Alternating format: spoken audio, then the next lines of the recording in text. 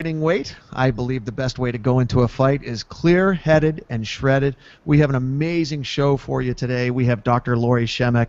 She's PhD, CLC, and the creator of the Health Attraction System. She's also the author of Fire Up Your Fat Burn. I really want to hear about that. That is my biggest challenge, is getting rid of the fat. So I'm really excited to talk with you, Lori, and boy, an author and a PhD and a CLC. Why don't you tell us a little bit about yourself and how you get into health counseling? Yes, I actually was a counselor. I got my doctorate in psychology, and that's where I wanted to go. That was a direction, but always, even as a child, I was interested in health. And my mother would just walk by and just shake her head, because I'd be there sitting reading health books and all sorts of things. So I decided one day that I wanted to marry the two, the counseling background and the health. And so that's what I did. And that's what I do now. And I love it. I've been doing it for a while. And it's just, I have that nature where you want to help somebody, and I love seeing people succeed. And so that it just made sense that I was in the psychology and nutrition area. Well, I'm sure you're very good at helping people, because I'm looking at your picture right now, and you have this angelic presence. There's almost an aura around you. Don't let it fool you. You must be doing great work. You're the founder of the Health Attraction System. Tell us all about that. Yes, that's a system that it literally encourages you and creates a mindset, if you will, of attracting health into your life, as opposed to you having to go after it. Everything you do in the system will then attract health into your life. And it makes it very easy. There's techniques, there's mindset techniques. There is just everything about it is guaranteed every step of the way for your success. And it has been a successful program. So walk us through some of the steps. If I am at home and am interested in attracting more health to me, that is a very attractive proposition, that I can actually attract it to me, that I don't have to go out and chase it or have to do anything special to make it happen. I mean, what are the key elements to the program? Well, the key element, the main key element is, number one, is your mindset. And a lot of areas of better health, including weight loss, forget about that part. They don't address the issues, the underlying core issues, and this does. In fact, I am now writing a book that's going to be out early 2015 with HarperCollins, and it addresses the mindset. And then it's a weight loss book, and there are literally techniques that people can use in this book to facilitate success. And when you incorporate the mindset in any genre, in any area of your life, you will absolutely have a better chance of success, a higher percentage. Let's visit the psychological aspects of it, because I know this is one of your specialties. For me, and I'll use myself as the guinea pig. For me, I can go like a real clean kind of combination paleo diet, combination vegan diet. I'll call it pagan for half paleo and half vegan. Vegan. Oh, I like that. Yeah, it's a nice little combination. And I'll go clean for about 2 or 3 days, and then I'll find that I feel like my glucose or my glycogen levels are getting super low. Like I get kind of shaky and a little lightheaded and get a little bit brain foggy. Mm-hmm. And I don't know if I need to sort of break through that stage and get to some other newer high and just sort of have a night of the living dead and do a detox, or if I'm just plain low on glycogen and glucose and my brain needs sugars.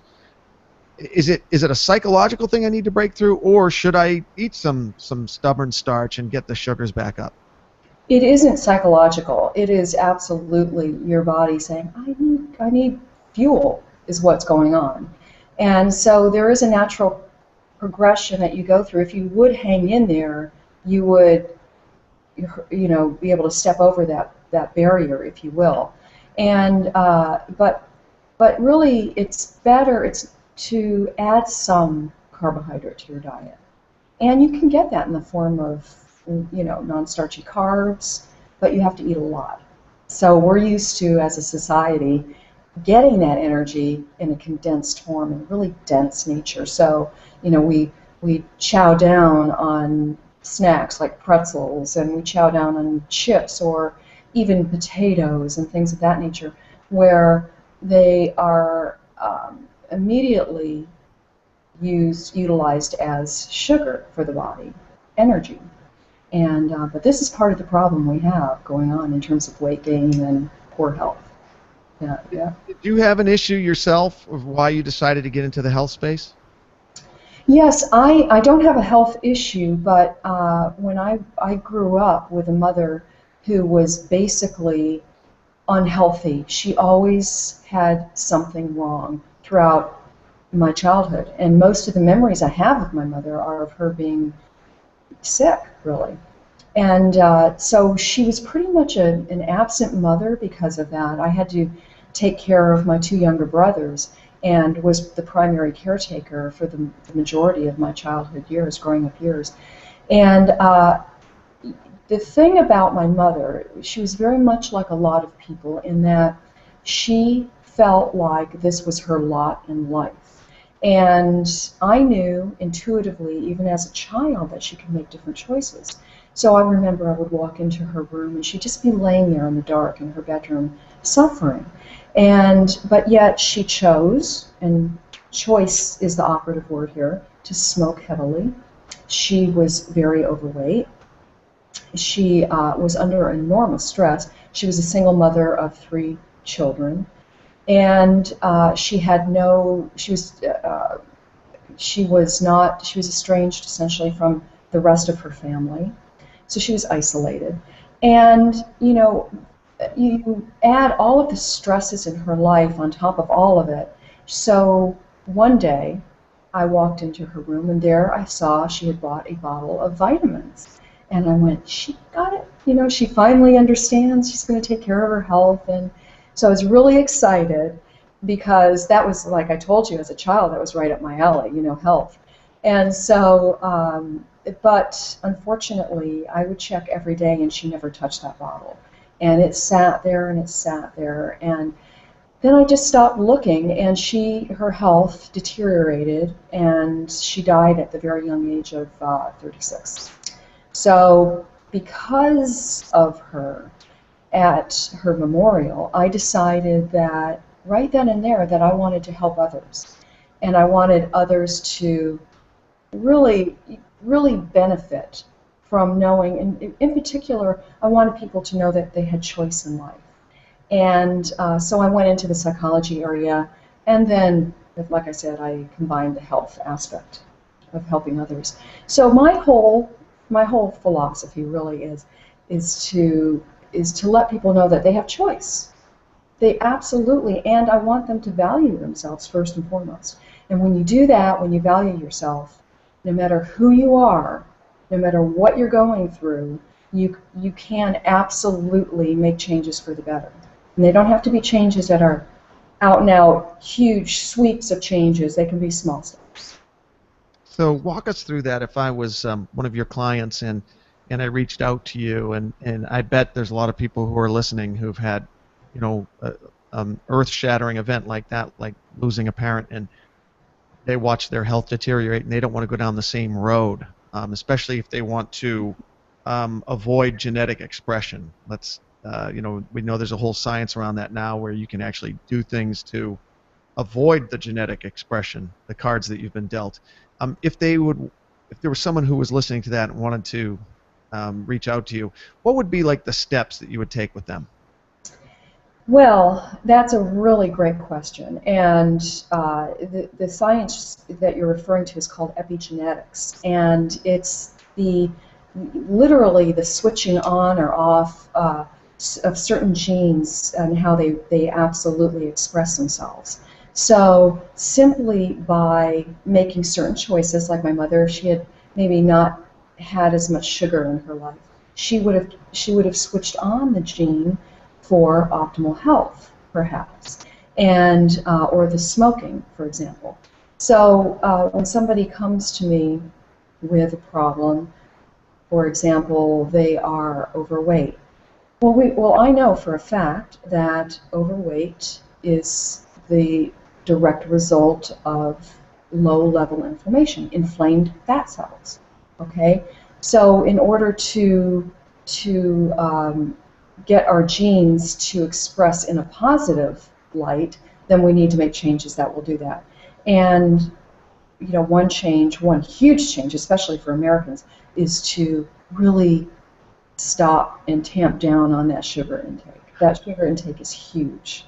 Boy, I'll tell you, you really hit on something big there because it really doesn't matter what diet or health protocol you believe in. Every single one of them is against sugar, and sugar really seems to be that. Whether you're a paleo person, a vegan person, you're a zone, you're an Atkins, it really doesn't matter. They will all tell you stay away from that sugar, and that is what we're eating in the pounds in Oh, America. yes, yeah. We have, in fact, the latest statistic is 156 pounds of sugar a year per person, or 47 teaspoons a day. And this is added sugar. This isn't sugar that's natural in products. And the sad part is people don't realize it. It's hidden in so many products. I'm on Twitter, and I put tweets out there, helpful hints and tips to help people create better health or weight loss. And one is that the number one inflammatory food is sugar. Whenever I put that out there, people are stunned because they say sugar's inflammatory, and I say yes, it is. It's the number one, if you can call it food, inflammatory food. And yet we're drinking gallons of it, a week, and in the form of soda. And you think about one soda, for example, has 10 to 15 teaspoons of sugar in it, right? And that is a whole heck of a lot of sugar. And people don't realize that it's in, for example, ketchup, it's in mayonnaise, it's in bread. 4 teaspoons of sugar, the equivalent of, literally, of sugar, and then you add in the sugar of, say, if it's refined bread, then you've got that issue too to deal with. So if you're ingesting white flour, then it's a double whammy because white flour is as inflammatory as sugar, and the two of them together is like adding gasoline to an already burning fire. It's huge. So let's assume that at least 50% of the people listening to us understand the dangers of sugar and just how nasty it is. Mm-hmm. The other 50%, this is new information, and for the Mm-hmm. 50% who know it's dangerous and yet can't seem to quite stop, and I'll even put myself in that category. I can go 4 or 5 days sugar-free, and then day 6 comes, and I'll be tired, and I've been on the road, and I'll sit down to watch a game or watch a fight, and I just want something sweet, man, and I will. But I do that I think is kind of maybe kind of qualifying and making excuses. I'll freeze a bunch of fruit and put it and then eat, but then I'll eat 3 pounds of it. And I know I'm raising my blood sugar. I know that's high on the glycemic scale. Can't be good for me. But there's just this, I don't know if it's psychological or physical. I know how bad sugar is for me, and yet I'm not quite stopping the consumption of it. What would you say to us, to me?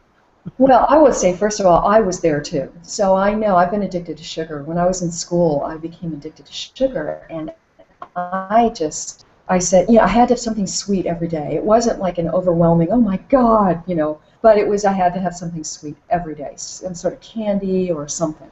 So I totally understand. And, but what I did, because I was into health and all that, what I did was I researched it, and way back then, they knew how to get off sugar, okay? And I followed the protocol, and it worked like a charm for me, and I still use it today with my clients. It is to ensure that you balance your blood sugar with proteins and healthy fats. And also, there are a couple supplements, but one that is highly effective is called chromium cholinate. And it will stop the sugar and carb cravings within 3 days, and it works beautifully. Wow. It really is very highly effective in if you're trying to get off sugar. We know sugar is addictive. A study just came out a couple months ago showing that the brain, the areas of the brain that light up when people ingest sugar is in the same area of people who are addicted to morphine and cocaine. There's a study out that shows rats that are highly addicted to morphine, for example, chose the sugar water over the morphine water. So it's really insidious, sugar addiction is, and it is psychological too. So we know that if you're addicted to sugar, that the chances of you having more and more of it as time goes on, just like any other addiction, because your body desensitizes to it. You've got to ramp up that addiction. It's like an alcoholic. When they're drinking, they down the road, if they keep doing it, they're going to add more and more and more. And so this is the very same protocol, really, to get off sugar is the same as you would then use for any other addiction. So what you want to do is you want to wean yourself off of it, and make sure that in terms of sugar now, the majority of majority of the cravings revolve around low blood sugar. And this is the insidious part of it, is that when you eat the sugar, your blood sugar skyrockets and then it drops super fast. It's much like throwing a ball high up into the air and watching it fall rapidly to the ground, right? Like boom. And so when that ball drops, what does the body want to do always? Maintain balance. So it's like it's going, okay, Lori, the ball's on the floor. I got to bring that ball back up. I've got to balance the sugar, bring the blood sugar level back up so you're normal and healthy again. And so, well, what do? We reach for a Coke with sugar in it. We reach for caffeine, anything that's going to give us, bring us back into that mode of energy and alertness.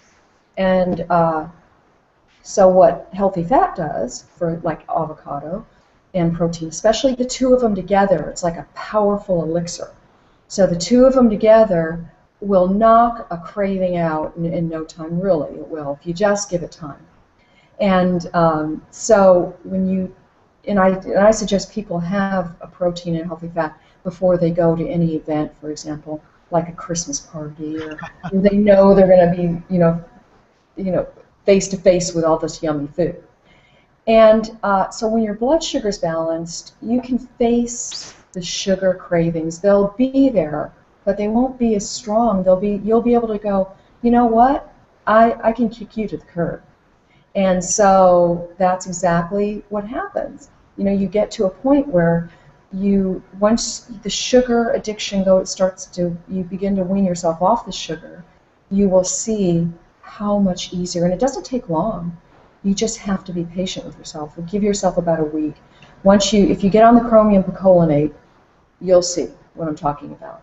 And another problem that revolves around sugar is that people are walking around mildly dehydrated, and they have no idea. Okay, so they're eating sugar all the time. They're inflaming their bodies. They're becoming insulin resistant, they're becoming desensitized to insulin, which is not just a diabetes problem, it's a problem for everybody, because your sensitivity to insulin is critical for optimal health, okay? Weight loss, energy, everything. So you're ruining that part of it. Then, you're inflaming your body. And on top of it, your chances are you're mildly dehydrated, because most people are.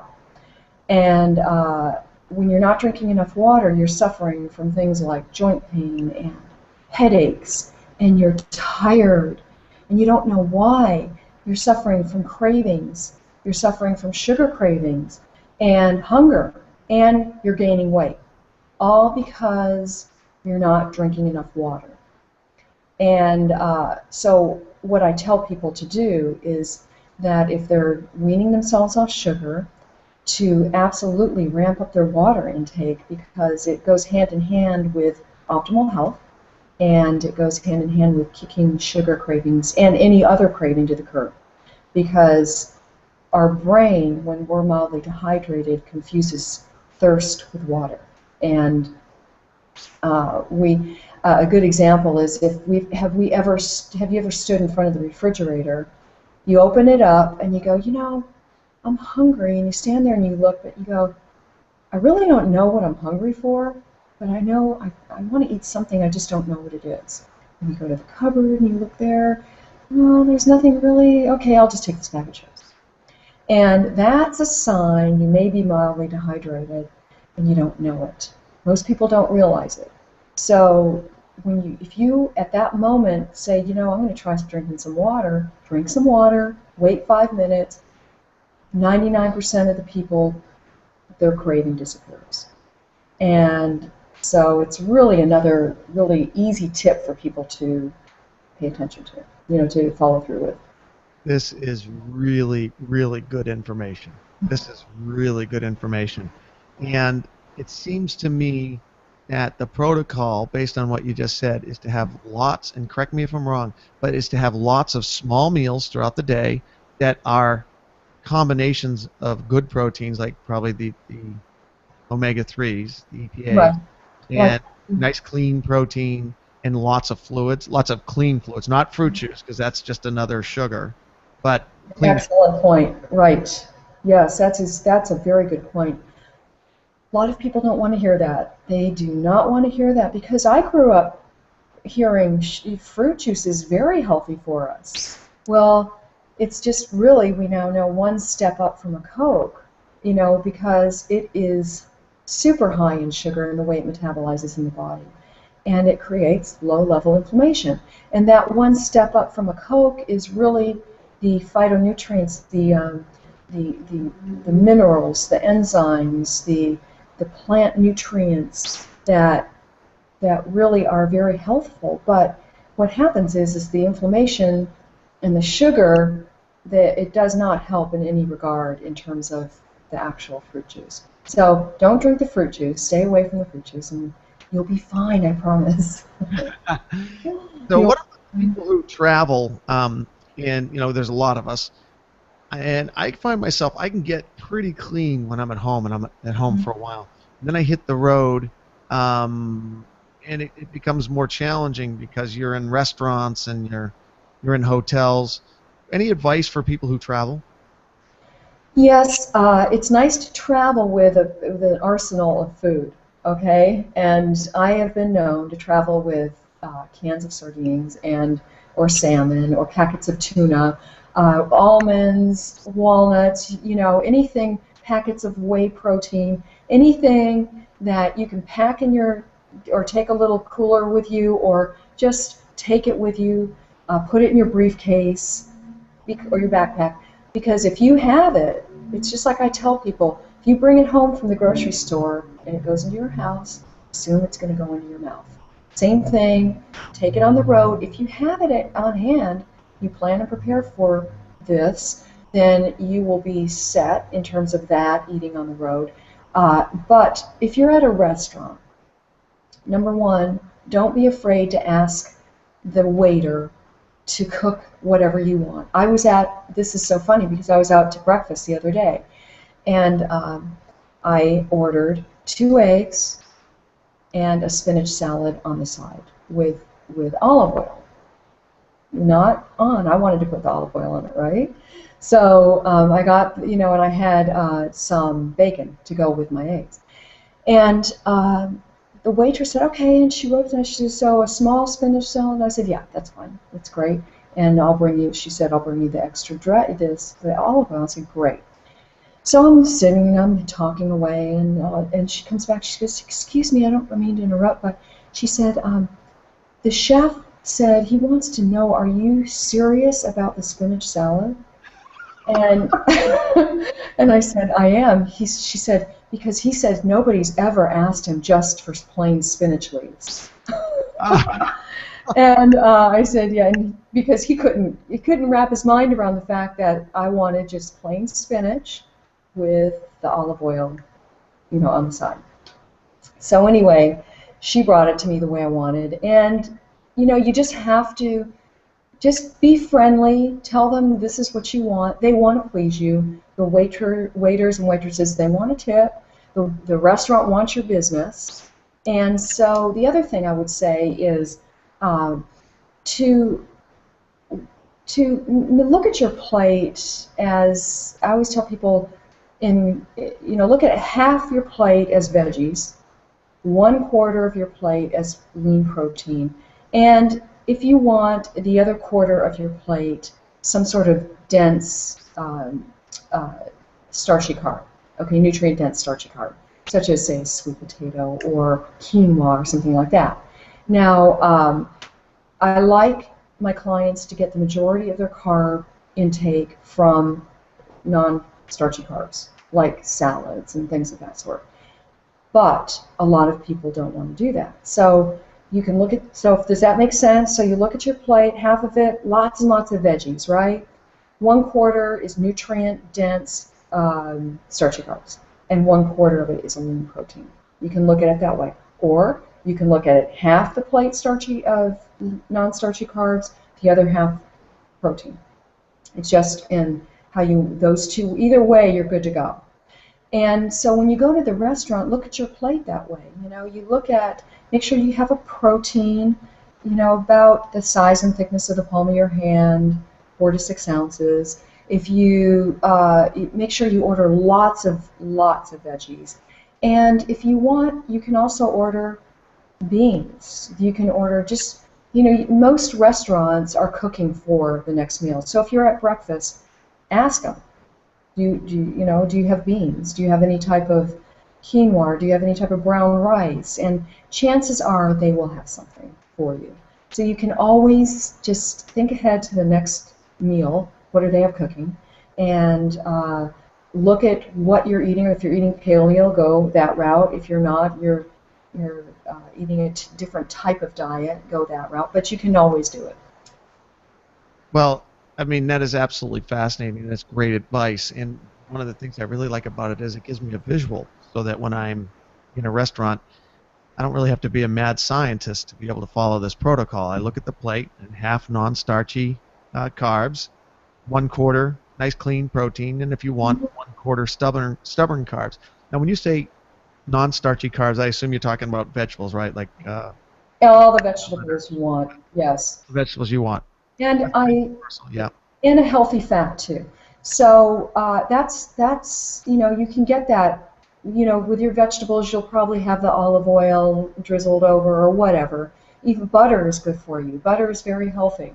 So if you're trying to lose weight, there are fatty acids in butter that will help you, and they'll satiate you. So don't be afraid of butter. Just don't go overboard on all these healthy fats, okay? Like olive oil. There's a healthy fat out there you can't get at a restaurant, but is called macadamia nut oil, and I use it a lot in my cooking, and it's really great. It's the new kid on the block, if you will, in terms of anti-inflammatory oils. So it's really great because you can use it at high heat for high heat cooking. You can use it in salads. It has a wonderful taste. Another oil I love for optimal health and weight loss, especially weight loss, is coconut oil. Mm-hmm. Coconut oil is excellent. I love it. And the only problem is you have to, what you cook it with, it has to work with what you're cooking. So. Yeah, and it seems so counterintuitive that oil and fat actually make you lose fat, and that's that's what I think a lot of people, it's sort of, this is a new awareness for a lot of people. Can you get the macadamia oil like in a Whole Foods or in a health food restaurant, a health food store? Yes, you can. Okay. That's exactly where I get mine from. Yeah, and I think you'll love it. It's neutral enough in taste where you can use it in every type of cooking and baking, and so yeah, and it's very anti-inflammatory. One of the kind of the powerful takeaways for me is that, and it's a good takeaway, is that if you do certain things in a certain way and you ingest certain foods, you can actually take those cravings away. And that gives you a fighting chance. So that is such good news for me. And one of the tricks that I've been doing is similar to yours when I'm traveling is I get lots of cans of salmon and with the pop top, so I don't have to even have a can opener. It has you just peel it, and I eat those, and my colleagues are all eating power bars, and they're thinking they're doing great, and most of these power bars are candy bars, man. They're just candy bars.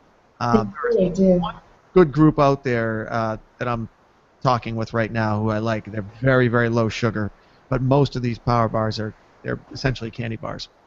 Yeah, I agree. They pack a wallop in terms of calories and sugar, and there you go. It's kind of like, you think you're eating healthfully, and you're not. You're actually creating inflammation in the body, and you're getting the protein for sure.